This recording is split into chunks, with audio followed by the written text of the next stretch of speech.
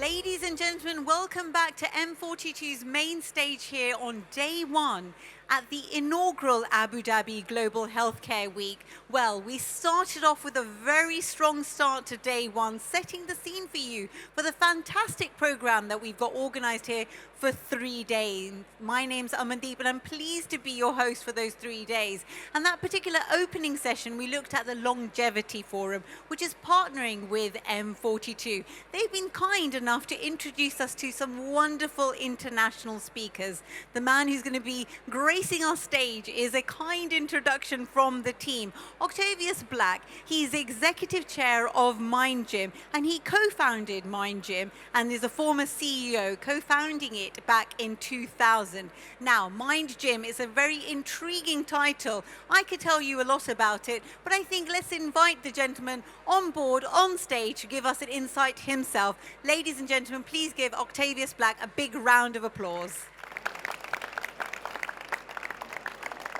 So first of all, Mind Gym, what is it? And that intriguing title, who came up with it? Well, Mind Gym is the world's leading behavioral science company. We advise companies all over the world using psychology, basically data about human behavior. Now, when we started it in 2000, it was a bit of a novelty. And I remember telling one client, I said, look, we can use psychology to improve the performance of your business. He said, well, if you're a psychologist, I'm Aquarius. What does that tell you? I said, it tells me you don't know astrology from psychology, but luckily I didn't say that. Anyway, I'm delighted to say that psychology has become mainstream, and we are now delivering globally all over the world. About more in a moment. Fantastic. And you use the word there, global, because Octavius, you are an intrepid traveler, and you have an insight into this region which goes back quite a few years. So I'm just going to ask you that final question before I leave you to the stage. Your relationship to the GCC and the Middle East in general. Well, I'm thrilled to be back here. We used to have a company in Dubai. We were fortunate enough to win the contract to provide First Gulf Bank's corporate university for 8 years. Very successful for First Gulf Bank. They merged and became a different bank altogether. Wasn't so good for us, unfortunately, as they recalibrated how they did learning. But we had a fantastic 8-year sprint in Dubai. We're working with DP World at the moment. I'm meeting Mubadala and Al Futtaim and Emirates tomorrow. So really excited to be back in the region doing great work here as well. Fantastic. So welcome to Abu Dhabi and welcome to the M42 main stage, and over to you, Octavius. Amandeep, thank you so much. Let me just put this down here. As you heard, my name is Octavius, which is not a name I chose, but it's one I'm getting used to. In fact, bizarrely enough, it's not a name my parents chose either. I was originally called Orlando, and at the age of 5, my mother said to my dad, "What should we do today?" And my dad said, "I know. Let's change the kid's name." And my mum has sewn all these name tapes into all my clothes ready to go to school. So she said with the letter O and my surname, which is Black. So she said, you can have any name that you like as long as it begins with the letter O. And my dad, as quick as a flash, said you could have Octavius or Oedipus. So I think I got off lightly. And that was probably the first stage where I chose to become interested in the world of psychology, so I could try and change the world outside my life rather than the world changing my life. Very briefly to introduce you to Mind Gym, as I mentioned, with the world's leading global behavioral science company, 5 million people have now been through our programs, I'm delighted to say, work with many great international organizations, but in each and every case, wanting to use data and research to follow the facts rather than the fads. And we do it in the areas of leadership, in performance, in coaching. Coaching's fascinating. Coaching can transform your life, and it can set you backwards. And the problem is you don't know which until it's too late. We've discovered the secret sauce to work out how to get coaching to be consistently successful. Anyway, all that for another time. Today, we're here to talk about well-being, about health, and about the impact the workplace can have on longevity. Now, what's very interesting, where I've just come from, the UK, we have 2.8 million people of working age currently sick to work. It's costing the UK 4% of GDP, about £98 billion. Now, not only is this a case in the UK, it's spreading across the world. So we have a declining working age population who are active. We've also got fewer older people working. People are leaving the workplace sooner. Now, as you heard from Jim and Richard earlier, we're seeing a workforce that's changing its shape enormously. by 2070, 50% of the G7 will be over 65 years old. So we're sitting on a time bomb here. Fewer people of working age working and fewer older people working. Now this is not only bad economically, it's bad for the people concerned as well. If you work 1 year after retirement, your chances of dying in the next 18 years drops by 13%. If you're over 65 and you're working and you enjoy your work, you are 3 times more likely to report being healthy. So that's pretty good for the individuals. But it doesn't just stop there, it's also good for their families. Check this out, 370 working families, a longitudinal study over 10 years, and what did they discover? That those working parents who are enjoying life and relishing their work, 10 years later, their children are better at maths, better at reading and speaking and writing in their local language, they're more emotionally self-regulated, they have stronger social connections, and they're less likely to have behavioral issues at school. So there's a massive benefit for making workplace a source of health. It's great for our economy, it's great for the individuals concerned, and it's great for their families and for generations to come. Now, of course, I'm not the first person to spot this. Indeed, business leaders all over the world have spotted that the health and well-being of their employees will help make them more successful. And they haven't just said it, they put their money where their mouth is. 250 billion dirham are currently spent across the world on global health, corporate health and well-being initiatives. And the question is, are they working well or hardly working at all? Now, I'm going to share one study, but there are 2 more just like it. This study takes place in a network of business of 33,000 workers in wholesale and delivery units across the US. There aren't many companies that can be, so I'll leave you to work out which 1 or 2 it is.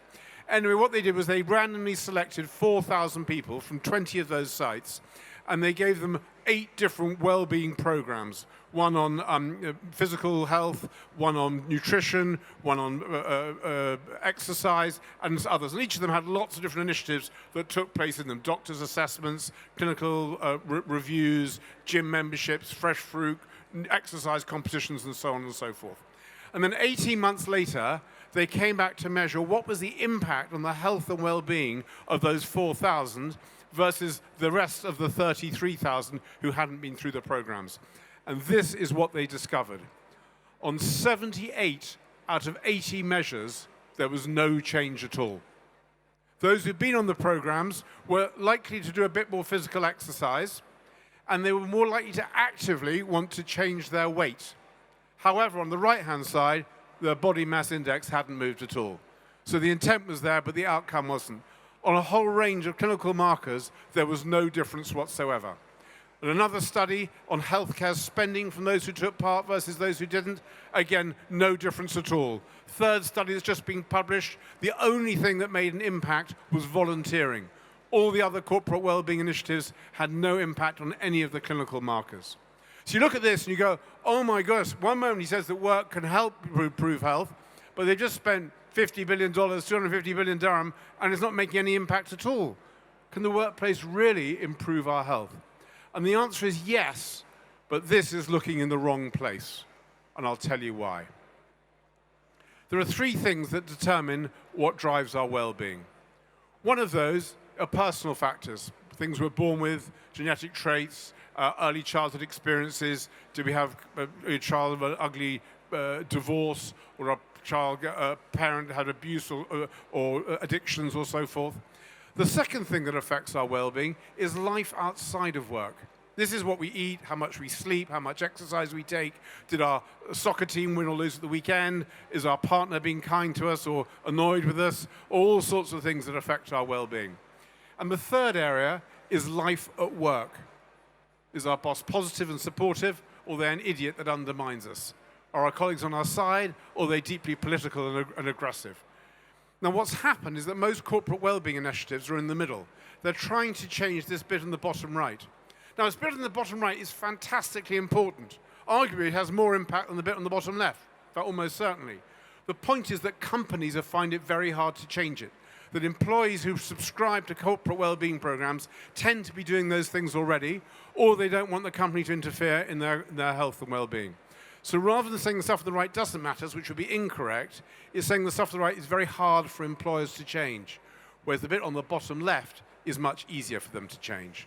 And I'm now going to share with you how companies can go about improving the well-being by addressing that bottom left corner. And there are 5 drivers that increase our well-being. The first of those is the degree to which we feel certainty. Now, what we know is that when you feel uncertainty in a certain stage for a short-term period, you experience acute stress, and that increases your cortisol levels. Now, sometimes acute stress, a small level, can be good. It's called euphoric stress, and it gets us to perform a bit better. But actually, what we tend to prefer is a definite pain rather than an uncertain pain. And I'll give an experiment that illustrates this. A group of people were given either told they were definitely going to have an electric shock, or there was a 50-50 chance of having an electric shock. And those with the 50-50 chance experienced more psychological and physical stress than those who knew they were going to get the actual pain. So even at that level, uncertainty seems to have a significant effect on our stress. But what happens if it continues? If that acute stress continues, it becomes chronic stress. And chronic stress has all sorts of correlates with very serious illnesses, from heart disease, autoimmune, diabetes, a whole range of factors. And therefore, we desperately want to avoid people being affected by chronic stress. And yet uncertainty exists in the world at large. And we can't change the fact there might be wars or global warming or anything else. But what most affects people is the day-to-day uncertainty. So your boss says, "I'd like to see you tomorrow morning." You go, "Cripes, what's that about?" Or your boss says, "I'd like to see you tomorrow morning about that great research report. I want to know more." And you go, fantastic. And you sit back and you reread the report the night before and you're all fine. So there's lots of things we can do day to day to increase the certainty that we experience in the workplace. The second one that I want to talk about is competence. Now, many of you will know that Henry Ford line, "If you think you can or you think you can't, either way, you're right." Now, obviously, if you unpack this sentence, it's complete and utter balderdash. Simply because I think that I can leap tall buildings with a single bound tells you more about my mental health than it does about my physical abilities. But there is a germ of truth in this. And this germ of truth is what psychologists call self-efficacy. This sense that I feel capable of doing the thing that I've been charged with or set out to do. And this is very clearly, strongly correlated with all sorts of health outcomes. So if you have low self-efficacy, you tend to suffer from something called imposter syndrome. Now, imposter syndrome is when you think, "Oh my goodness, when are they going to find out I can't do this job?" Now, if you've never suffered from imposter syndrome, that tells me one of 2 things. Either you have no ambition, or you're displaying the attributes of a narcissist. So some bits of imposter syndrome are very normal. But if you feel it consistently or quite a lot of the time and you have low self-efficacy, this has enormous effects on anxiety, on depression, and on burnout. Now, the opposite is also true. If you have high levels of self-efficacy, as long as you're not massively self-deluded, you'll be strongly correlated with optimism. And optimists, check this out, optimists live longer.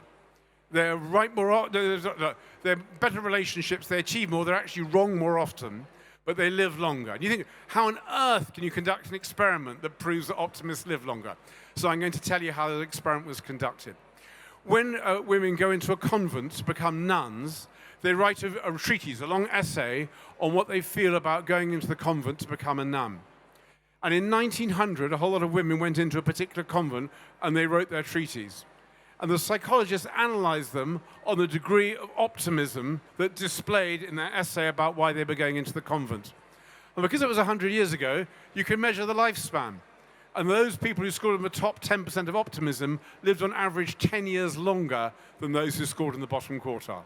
So that's the suggestion that optimists live longer, but they are wrong more often. So if you're not one, you can feel at least you're right. It might be a shorter life. Anyway, the third thing is autonomy. Now, this is a really significant factor on health outcomes as well. Now I'm going to go away from the convent, and I'm going to take you to a nursing home for old people. And the old people are all given a plant in a pot. And half of them are told, your job is to look after that plant. And the other half are told, don't worry, we've got lots of carers here who will look after that plant for you. It's just to have it on the outside, just to have it on your windowsill. And then the second thing that we're also told is those in the first group were told that there's a choice of films, and you can choose the 3 or 4 that you want to, from which you can choose from the 3 or 4 the one you want to watch. Whereas the second group was just told, this is the film we're watching. The first group, therefore, had higher levels of autonomy than the second group. Not massive, caring for a plant, choosing 1 of 5 films. Not like they're running the nursing home or cooking the menu, but they have a bit more autonomy. And their level of mortality was half those who had the no autonomy group. So there's a really interesting research that shows autonomy, the self-determination theory, massively increases health place outcomes. Now, I'll give you may think that this doesn't apply to the world of work, but there's one particular group of working people who work longer hours, earn less money, and yet are happier with their work-life balance. Like, how is that possible? They're working longer hours, they earn less money, yet they're happy with their work-life balance. And this study has been done in many locations, including in the Middle East. It's been done over many time periods, and it's always the same result. And the group who consistently feels better about it are the self-employed. And the reason is because they perceive they've got greater autonomy. So the more we can create that sense of autonomy in our workplace, the more we're likely to find people who are engaged, committed, and live longer. Excuse me. I'm going to rustle through the next 2. Belonging. Loneliness is massive impact on well-being, social exclusion. If you feel left out or excluded, it has the same impact on your brain neurologically as being physically hit. It's called the anterior cingulate cortex. It fires up. So being that person who thought was a friend and they have a birthday party and you're not invited, that's a horrible feeling. That's like being physically hit. And yet, what often we find is that people who feel alone or lonely have massive health consequences across a whole range of different diseases. What's also interesting is then the opposite of that is that the more variety of contacts you have, the better the health outcomes. So we tend to, in our social life, mix with people roughly the same age, roughly the same life stage. If you've got young children, they will. If we're a grandparent, they'll be grandparents as well. We tend to mix with people geographically close to us. But the biggest diversity of people we come across are at work.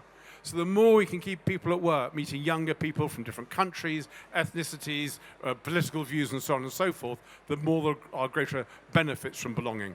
And the final one is purpose.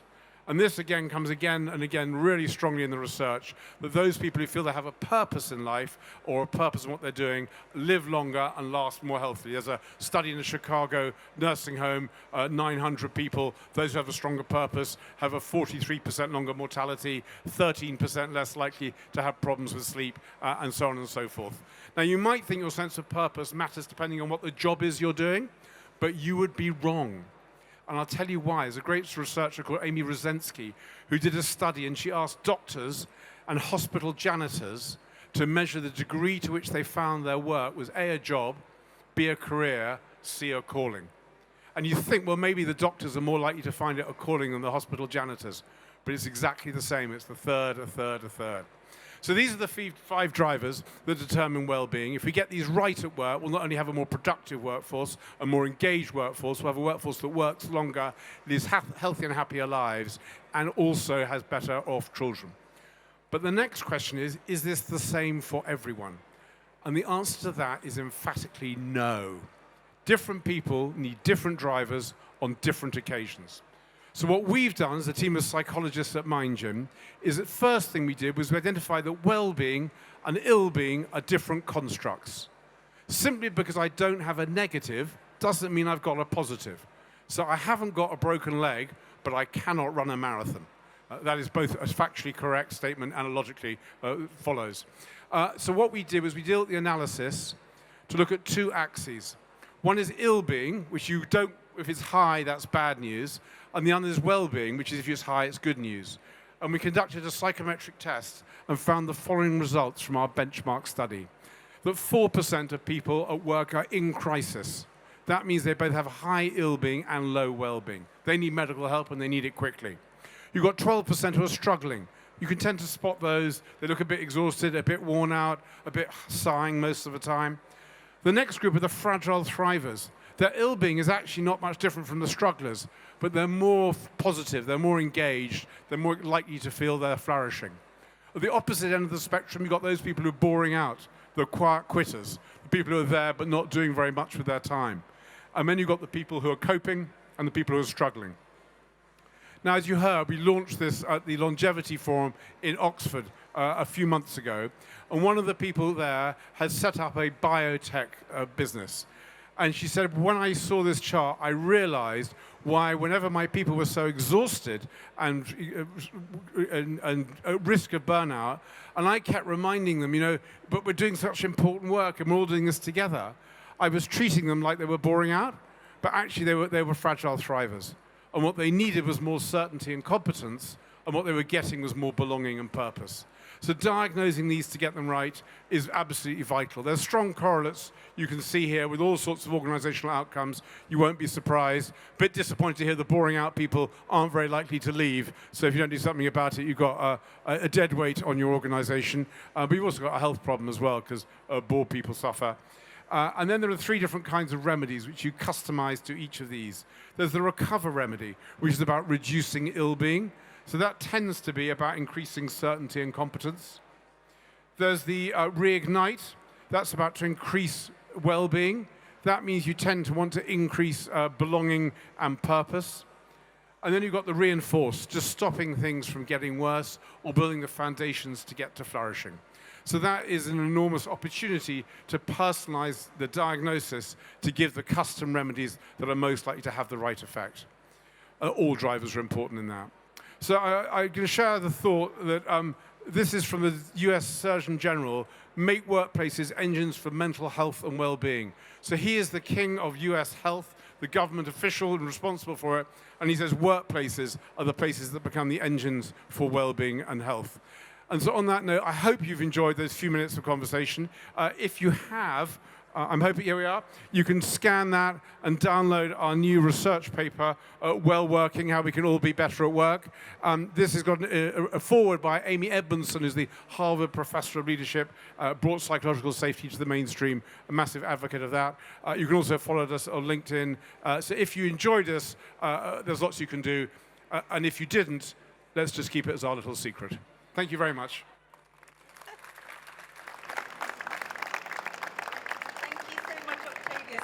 Keep this on behind us to give our audience a chance to scan it and to really make sure they follow you beyond today. I'm just going to open it up to our audience. You've been wonderful because you've been with us throughout today. I feel like we've had the busiest and most popular stand here at Abu Dhabi Global Healthcare Week. Audience, any questions for Octavius? Please don't be shy. Our lady with a very good determination behind her. Annika, I believe, is that right? Can we get a mic to her? And anybody else, please be ready, alert yourself. Okay, fantastic. Very short questions, because very short answers. We do need to have our last session, so. Yes, so a bit like sustainability scores on financial reports, are you starting to see that cultural assessments and health of organisations being assessed also on these financial reporting metrics? Well, we're certainly seeing that the regulators, particularly in banking, are getting quite serious about culture. Yeah. So I'm absolutely thrilled. We've just won an award. It's like in our world, the Oscars award, the Chairman's Award, the Best Picture Award for a culture change program with Citi, the financial service institution with 270,000 employees, because the regulator has said they needed to change their culture. We managed to get 270,000 employees. We've got 75% adopting new habits that are making them feel more responsible and more accountable, which was the first of their 3 values. We're now working on challenge and then on collaboration. So absolutely seeing a very clear request that businesses take this more seriously, in particular from the regulators. I think we're seeing more companies, when they're looking at ESG, looking at the S of ESG, and recognizing the one that makes most impact on business performance is about how they treat their talent and their people. Brilliant. Thank you for that question, Annika. Thank you. And just one quick question. Yeah, thanks. Brilliant talk. I'm an occupational physician, and I'm constantly being asked to write reports for early retirement, medical retirement, because they actually can get quite a good pension, and then they can run their own little businesses on the side. But I do feel that it's almost like sometimes it's a perverse incentive, and it actually harms them. And I'm trying to get that message out, but what would your advice be to me, to a patient who wants early retirement, and I'm trying to tell them, don't retire. It's a silly thing to do. Well, you're absolutely right. It is a silly thing to do. And the First thing I would suggest is the medical research, which shows really strongly that those people who leave the workforce are emotionally and psychologically and often physically worse off than those who stay. But the second thing I say is you may not like this particular job. You may not want to work for this particular company. Clearly, if you're working for M42, you'd want to go until you die. But if you're working for another company that isn't quite as appealing, you might want to move on. That's fine. But find something else that matters to you. What is it you care about? Now, I mentioned earlier that volunteering is one of the few correlates with outstanding performance. So if you've earned your money and you've got your income and you're about to retire, then work out what the project is you're going to do. My brother is 61 and he built an RV park. He bought an RV park and built it up in Arizona, just sold it, and now he's volunteering in refuges in Tucson, Arizona, and also in Mexico. And he's absolutely loving it, and he's the happiest I've ever known him be.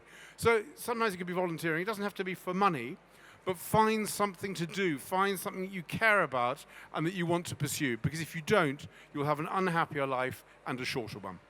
I think that's such an empowering message to end on. Octavius, you answered our joint question that was burning for all of us right at the beginning, the story behind your name, but you answered that right at the beginning. Octavius Black, thank you so much for gracing our stage. Ladies and gentlemen, please give him a big round of applause. We're back with our penultimate session in just 2 minutes. Stay with us, please. Thank you.